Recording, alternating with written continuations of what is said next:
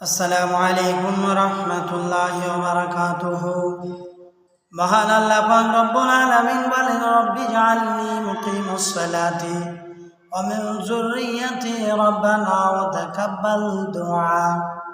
রব্বানা ইগফিরলি ওয়া লিওয়ালিদাইয়া ওয়া লিল মুমিনিনা ইয়াওমা ইয়াকুমুল হিসাব। হে আমাদের প্রতিপালক, আমাদেরকে সালাত কায়েমকারী করুন এবং আমাদের সন্তান সন্ততিকেও, হে আমাদের প্রভু, আমাদের দোয়া কবুল করুন। হে আমাদের প্রতিপালক, আমাকে, আমার পিতা মাতাকে এবং সকল মুমিনকে ক্ষমা করুন যেদিন হিসাব কায়েম হবে। সূরা ইব্রাহিম আয়াত নম্বর 39-40। আসসালামু আলাইকুম।